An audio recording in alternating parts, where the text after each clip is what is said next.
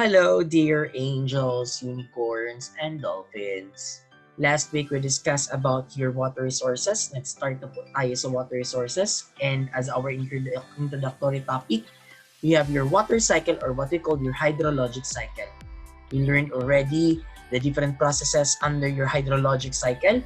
It started with your evaporation from your oceans, lakes, and streams, wherein your liquid state of matter turn into gas. Yun pong evaporation. Pupunta po ito sa atmosphere natin. Tumutulong din po ang mga plants and trees natin with a process called transpiration or evapotranspiration.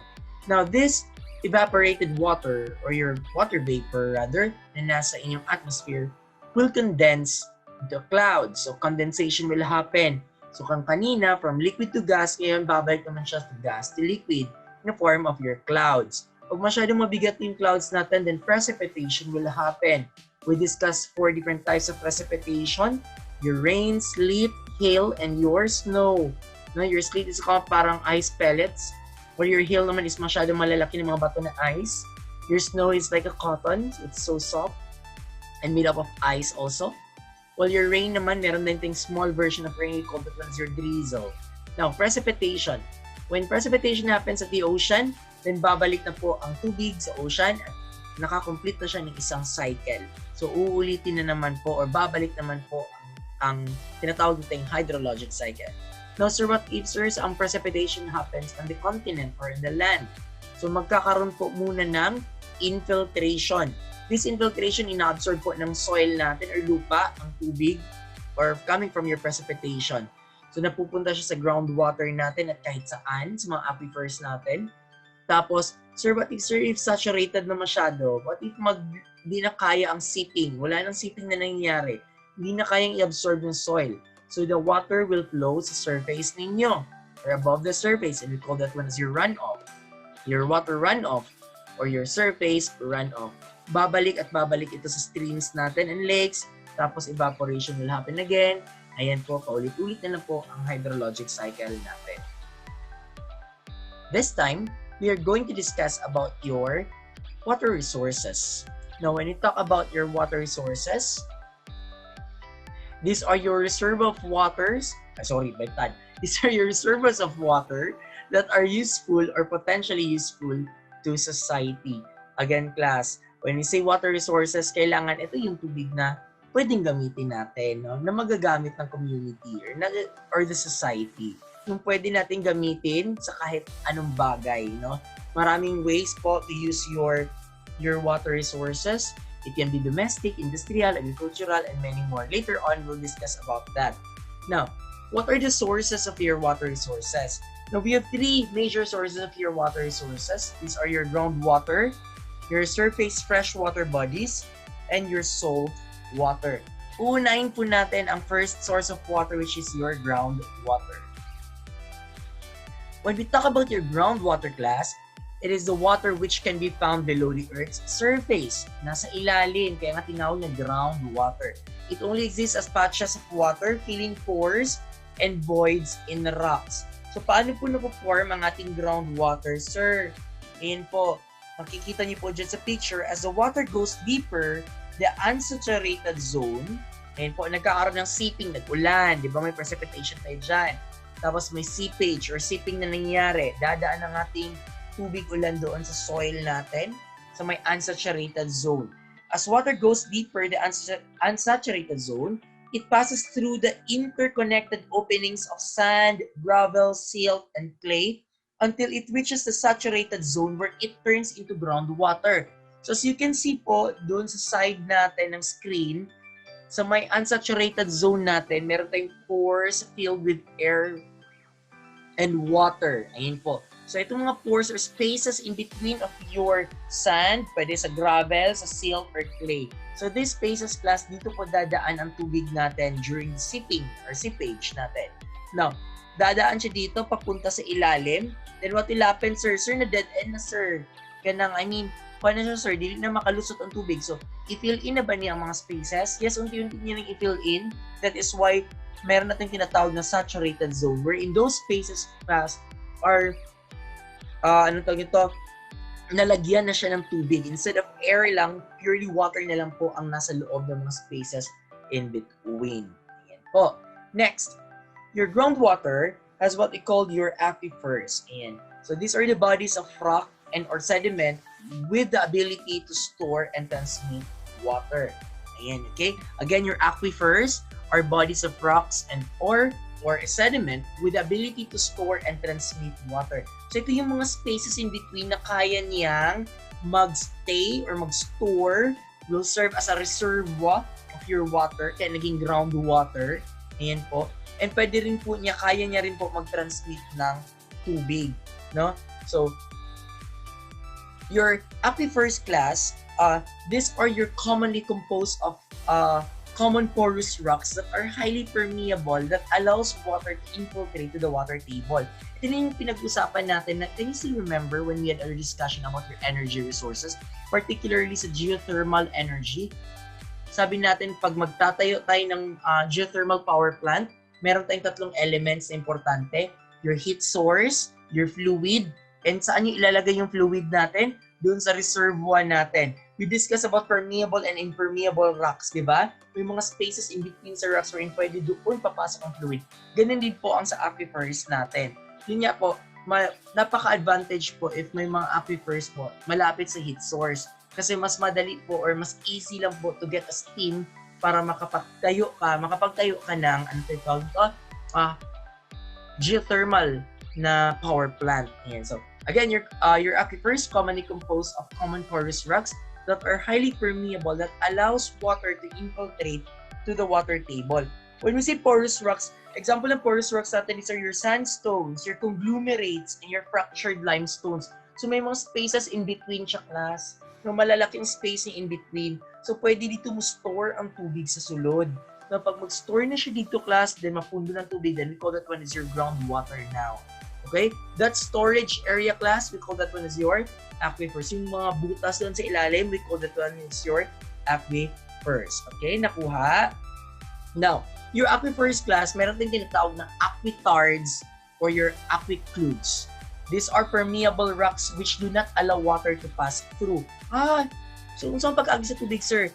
Class, actually, importante jud siya ng Aquitards and Aquicludes. Kaya kung wala tayo Aquitards, class, magsigilid pa dayon o flow ang tubig sa ilalim sa lupa. So wala tayong mabuo na groundwater, wala tayong ma-store na groundwater, kaya continuous siya. Pwede siya mo diretso pabalik na sa stream or sa ilalim ng lake. Tuloy-tuloy na ang iyang agos. Ayan. So dili na siya ma-store dito sa ilalim sa tubig. Now we need also this Aquitards or Aquicludes wherein meron siyang permeable rock wherein na-lock siya, no?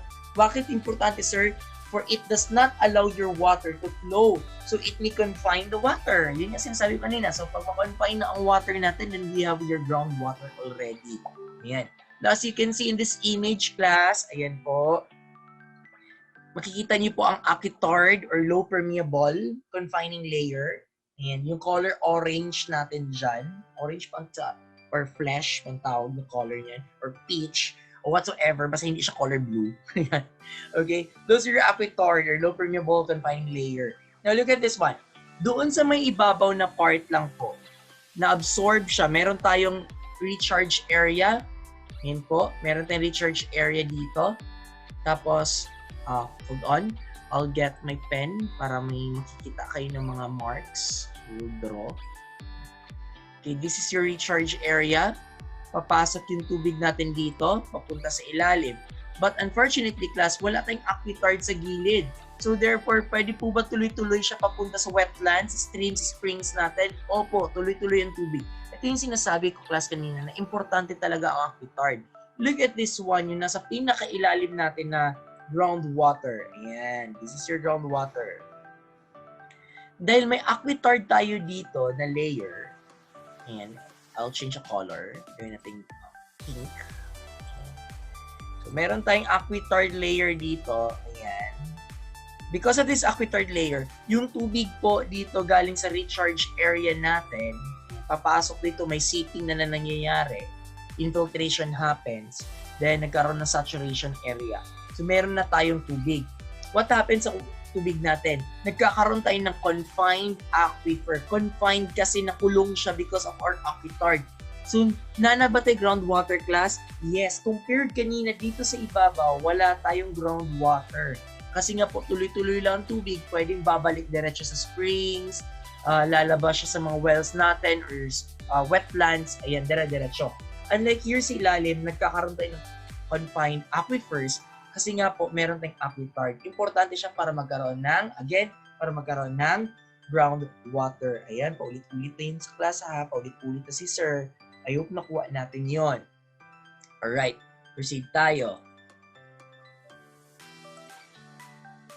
Now, you have two types of your aquifers class. Your unconfined aquifer. Sorry po, may mga marks pa tayo. We need to erase this one pa pala. Sorry po. Ayan, nasan yung eraser natin? Ayan. Erase, erase, erase, erase, erase. There you go. Now, your types of aquifers class. Your unconfined aquifer and your confined aquifer. Ito yung sinasabi ko kanina, na-mention na natin to. Your unconfined aquifers collects water straight from the surface, pero diretso din po siya lalabas kasi nga hindi siya confined. Your confined aquifer naman is trapped between two rock layers.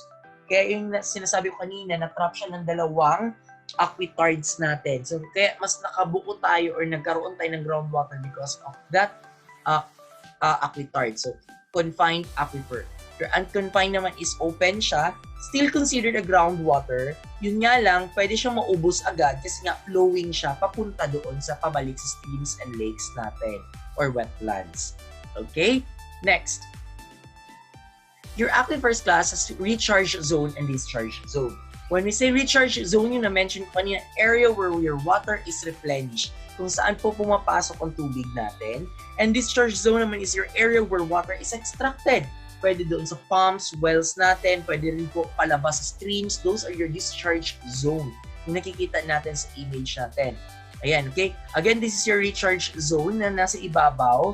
Your discharge zone naman po, ayan po, nakikita naman po natin sa screen, may discharge zone sa upper left corner natin ng area.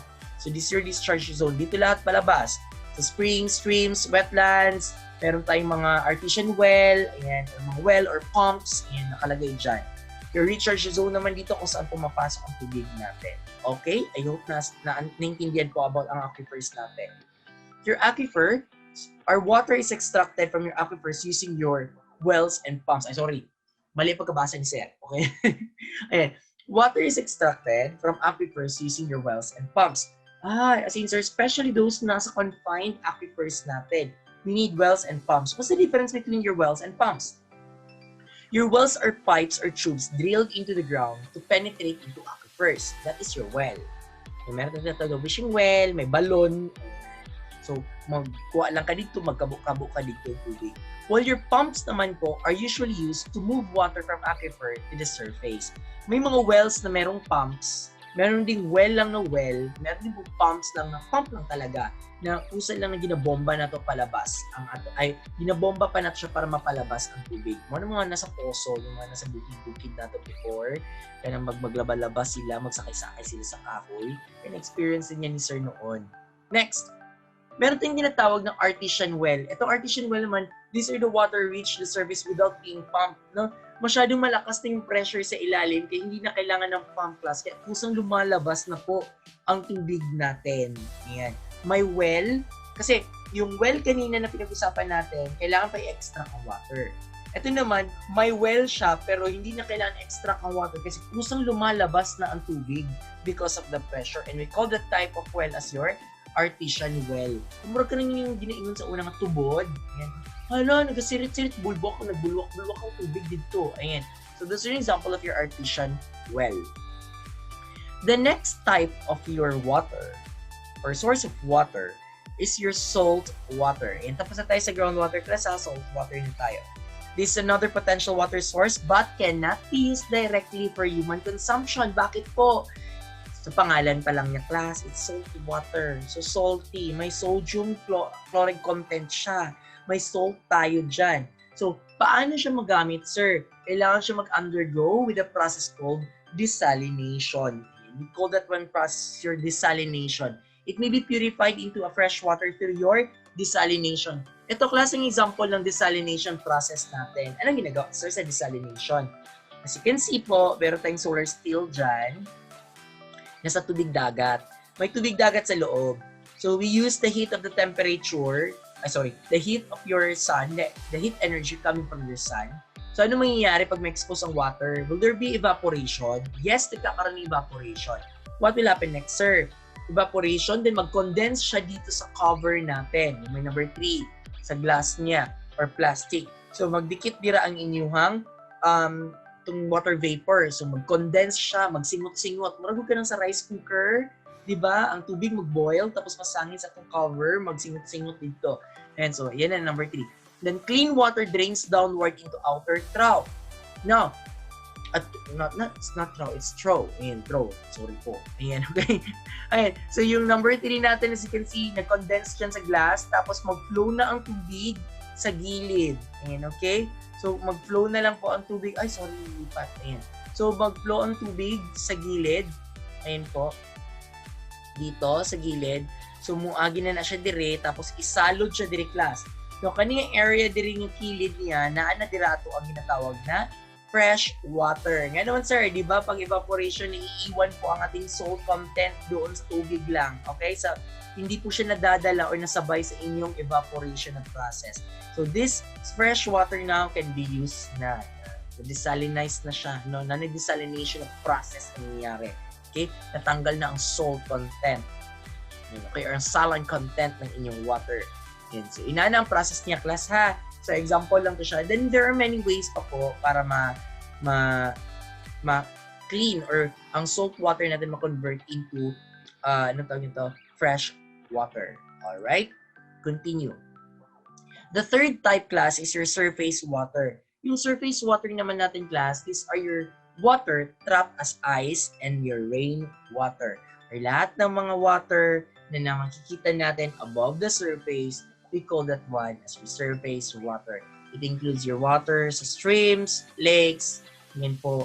Those are under your surface water. Ayan, okay? So water trapped as ice also, yung mga na-form ng ice natin, your glaciers, your snow na nasa ibabaw ng lupa, ayan po, those are considered as your surface water. Ayan. I hope na intindihan po ba? Ayan po. Before we'll continue, okay, I hope naintindihan sa lahat. Okay? Thank you so much. Okay.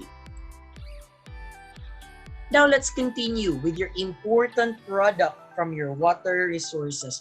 What are the important products from your water resources?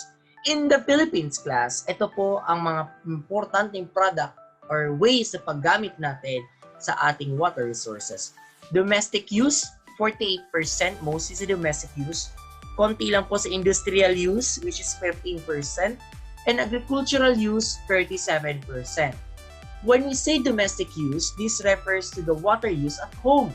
Ginagamit na ito panligo, pan-toothbrush, pag-inom ng tubig, o pag after walang kakaon or after magkain, panghugas ng plato, panlaba. Those are under your domestic water. Okay? Next, your agricultural water naman po is used to grow agricultural plants and sustain livestock. No? Sa mga farm natin, ginagamit natin sa mga farm, sa mga palayan. It used for irrigation, administration of pesticides and fertilizers, kaya ginamix sa inyong fertilizers and pesticides mga manggahan ninyo or sa mga parts of farm ninyo. Those water are considered as your agricultural water. Your industrial water naman po is used in fabricating, washing, processing, cooling, and diluting products. Yung mga ginagamit natin sa mga factories natin. No? Muna siya sa industrial water. Right? Now, meron po tayong ginagamit po, medical water. This is used in hydrotherapy. So, washing of your surgical tools and other purposes. Basta medical-related purposes na paggamit ng tubig, kahit pa sabihin mo nga, domestic water. Sir, domestic water, magkaya po ni sir, same na sa domestic water, nawasa mo yung panggas. But still, since gamit mo siya in a medical field, then we consider that one as your medical water. Ayan, okay? Now, what are the factors affecting your water quality? So, ano po yung mga factors that affects your water quality? The first one is your nutrient enrichment.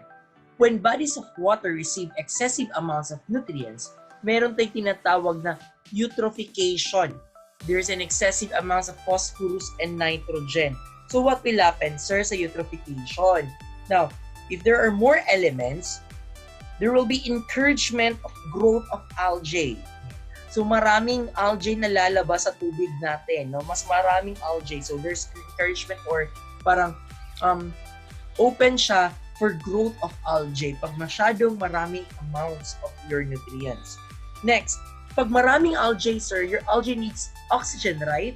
Kailangan niya ng oxygen for mag-survive. So there will be depletion of oxygen in your water.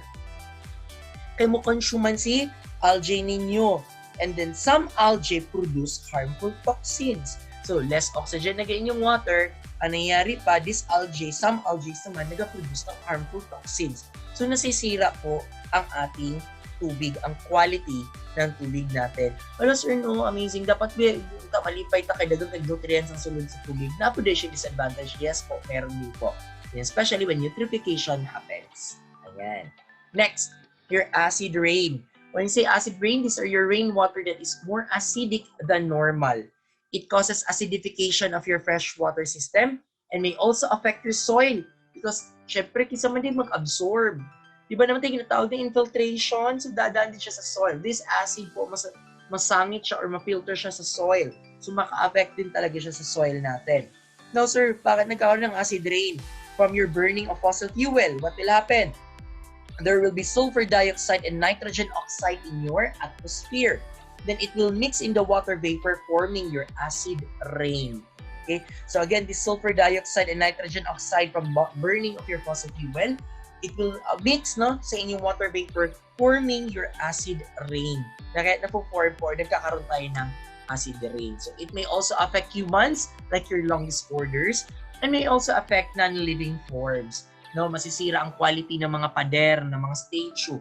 Even your ang paint ng inyong sasakyan, if exposed always acid rain, pwede ma-alter niya ang quality ng paint ng inyong sasakyan. Even ng mga roof natin sa bahay, ayun po, mga pintura sa ato ang mga walls outside sa balay. So maka-apekto gyapon siya, no? Madamay gyapon siya, masira siya ng inyong acid rain. Now, next, ano pa? Changes in salinity. So what will happen pala, sir, pag may changes in salinity?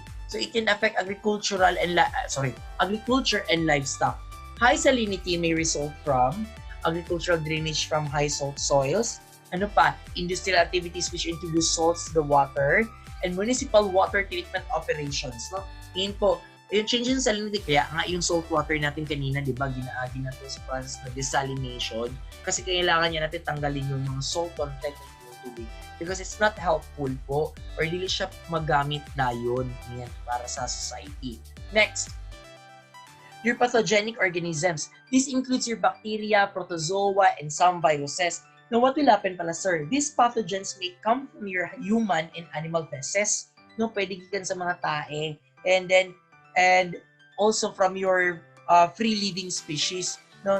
So, usahay pag sa ilang excreta nila class, mabutang siya sa soil, tapos maulanan, tapos madala siya apil pag abot sa underground water niyo or sa groundwater niyo. So ma-contaminate itong inyong tubig sa ilalom with this bacteria, protozoa, and some viruses. Next, your pesticide contamination. These organic contaminants may seep through ground and contaminate your groundwater. Opo, threat to aquatic organisms and hazardous to drinking water. So this pesticide contamination, sa sige nito gamit ng pesticides, spray ka sa imong mangga, tapos nasobrahan mo butang og ka ng pesticides, tapos bigla na lang nag-ulan og kusog.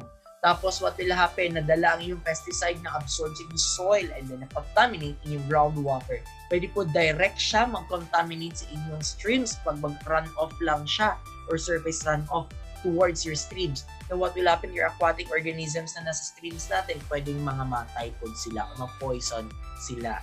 Next, your chemical contaminants. These are your dioxins and furans which come from your industrial processes degrade freshwater resources, which degrades your freshwater resources. So ito yung mga gina-release ng ating mga factories, no? Yung mga chemical substances from your factories na gina-release tapos ma-mix lang siya diretso sa yung water resources at in your streams also or masabog siya sa groundwater, then pa-contaminate na po siya. When ingested through consumption of your fish and other aquatic food, So what will happen? These toxic substances can cause cancer and changes in your hormone levels. O diba? Dagat nga possible na mahitabo na this dioxins and furans mga intake sa fish. Tapos gikaon mo ang fish. No, nagdakog tilapia dito sa mo fish pan. Tapos nakuha gikaon mo ang tilapia gi-sweet and sour mo siya. Tapos na dito siya contaminants, no, chemicals. So it will affect also the human person na nagakaon atong fish nga contaminated na food.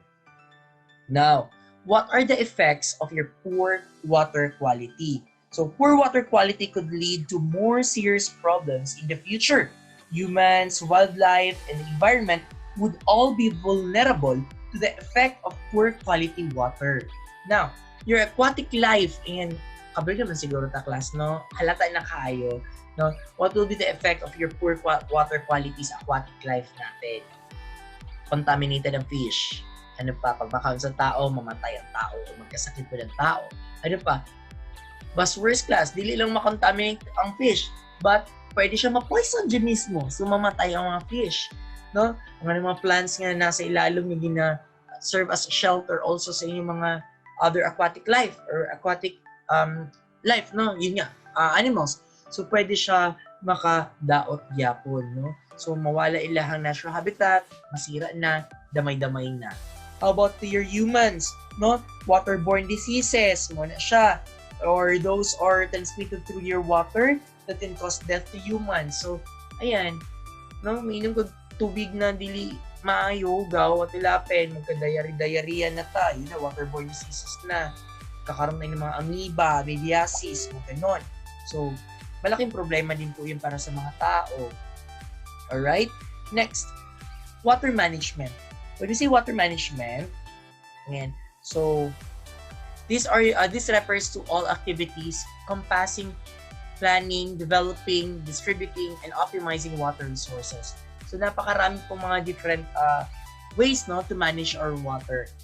Different municipalities or LGUs natin, the local government unit po, are implementing different policies how to manage your water. There are organizations, companies, and non-profit groups po na ang kanilang advocacy po is protecting the water. Isa na po dito ang United Nations Environment Program or your UNEP. This is the leading environmental authority whose goals include setting a global environmental agenda and promoting coherent implementation of environmental dimension of sustainable development. No? Sila, dili lang siya, class, sorry po sa typo error sa spelling environment, kulang ang M po yan siya. Ayan. So it's not only nag-focus sa water but sa lahat related to environment, but kasali na rin po ang water promotion management nila dito. Okay? Next, another one is your water.org. It provides access to safe water and sanitation in developing countries. And pumapasok talaga yan sila. Next, your MIA. So this is a company that provides strategies for the design of urban water efficiency solutions. Ayan. Okay? Ano pa? Your Water is Life. These are your non-profit group that has developed the straw, which is a product that has the ability to remove pathogens that can cause waterborne diseases. So they are cleaning the water not to prevent waterborne diseases. Yan po ang kanilang advocacy. So Water is Life. Ayan. So those are the different organizations, groups, and non-profit groups po na nagatulong para ma-maintain na atong water resources is readily available and safe na gamiton. Okay? That's the end of our water resources topic. I hope you learned something. I know it's quite mabilis ang pagka-discuss ni Sir. But I hope na magbasa gyapon mo sa notes na ipang-send ni Sir to your Quipper. And at the same time, you will listen po ulit-ulit to this lecture also. And again, hindi po lahat ng mga na important details na nasa slides ni Sir, may iba din po na gina-mention lang ni Sir. I hope you will still continue to jot down notes, no, sa mga notebooks natin. Okay? So that's all for today. Maraming salamat po sa pakikinig and have a great day, everyone.